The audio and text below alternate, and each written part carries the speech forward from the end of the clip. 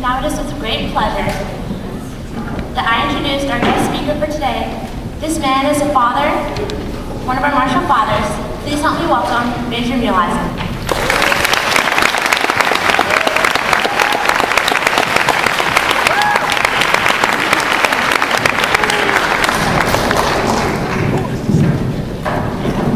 Thanks, Christine. Good morning. I know there's a lot of Army folks out there. It's almost like we have a fort near here or something. You may not know it, but November 10th is actually an important day to some of the folks out there, and it's the Marine Corps birthday. Any Marines out there? Very good. So in honor of that, I'm going to tell a story of when I first joined the Army. Now this was 25 years ago. And I was probably 5 or 6 years older than most of you in the room. And at that time I had enlisted into a unit that's actually Fort Lewis, the 2nd Ranger Battalion. And so I fell out airplanes for a few years, perfectly good aircraft, could have just landed in them. But we worked with the other services. And what you notice as you go from place to place is that we've all got a different language for the same kind of things. It's kind of cool about being in the States. Now in this group, you had the absolute premier military forces, small forces in the world. So you had the Navy SEALs. Wow, what a bunch of studs. You had Marine Corps 2nd Force Recon was there. We had the Air Force's PJs, their pararescue group. Those guys have an incredible amount of training. And you had the Ranger Battalion, the finest light infantry in the world. And what was interesting about this was we had so many aircraft flying around us and doing stuff, and this helicopter comes in, and you hear the SEAL goes, "Yo, helo." And the PJ goes, "Bird."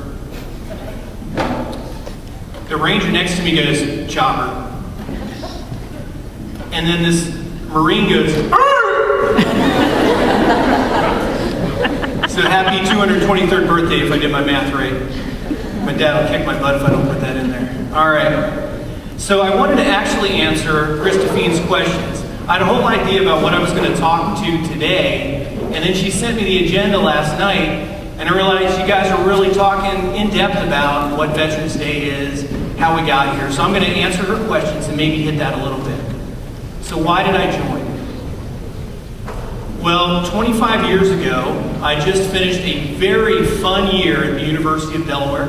I had a fantastic time and occasionally even went to these things called classes. And what I realized was that my maturity wasn't where it needed to be. I wasn't ready to fall back into community college and then try to restart in a year. And I went around and I talked to recruiters. And the Navy wanted me to go be a nuke. That means they wanted me to go work on their nuclear submarines and nuclear ships and stuff like that. Nah, but I was too smart for that. No, I wouldn't want to do that and actually have a really good job afterwards, no. And so I somehow ended up going into the 2nd Ranger Battalion. And if you knew me, you just wouldn't believe it. Trust me, my family didn't believe it, my friends didn't believe it. And it was the best thing I ever did before I met Kathy. Sorry, that's my wife. It was just the perfect answer for me. It gave me a chance to grow up, instilled in me some of the values that my parents had given me, and really just drove them home. Taught me a little bit about leadership, and taught me a lot about myself. What's the craziest thing I ever did that I'm willing to say in front of the camera? Okay. All right. For those of you who are in the military, you're going to understand the second part better than the first part for most folks. But at the time, the Rangers were just learning, this is back in the mid-'80s, how to do this thing called special operations.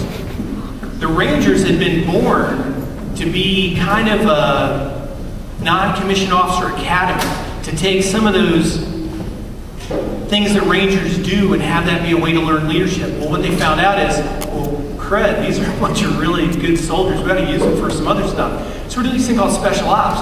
And part of that involved coming in helicopters and sliding down on ropes coming out of it. All right?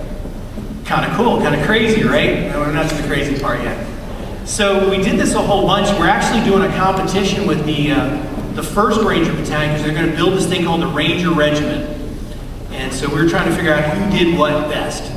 So we're all coming in with these guys in these helicopters, and we were kind of spoiled. We were used to the best pilots in the military, and those best pilots are in what is now the 160th SOAR, Special Operations Aviation Regiment.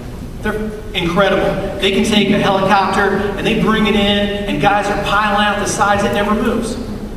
Well, the folks we had this day weren't quite that good. And so there were about maybe 8 of us in this helicopter, and my buddy and I were trading off carrying this really big thing. Okay, it's big and it was heavy. It doesn't matter what it is. And it was his turn this time, so he went in front of me because you don't want the guy with the big thing coming behind you on the road. It's a bad idea. So I get done, get down, and boy, I hit the ground fast. I mean, bam, I went outside, I was there. Whoa. And I looked up, there was a wheel right here. And I was coming out the right side of the aircraft, and the wheel was right here, and the aircraft was facing that way. Where does that put the body of the aircraft? Do you guys know? It was right there. So I learned at that time that I could do the 100-yard dash in about 4 seconds. And I got to the end of that, and the prop wash flipped me over, and that wasn't even the crazy part. The crazy part was, at the time, I was in private first class, and I just learned an important lesson. Being scared to death ticks me off. Because I went tearing back to that aircraft, and there was a staff sergeant in there, and that, just trust me, it's a bigger rank, right? And I started to chuck him around the inside of the aircraft, asking him what the heck had just happened.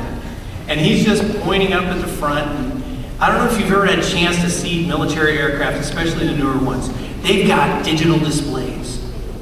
They got all kinds of little lettering and little itty-bitty lights that do a bazillion things. I'm nowhere near smart enough to actually fly one, but they've got one really big red light that blinks when something bad happens.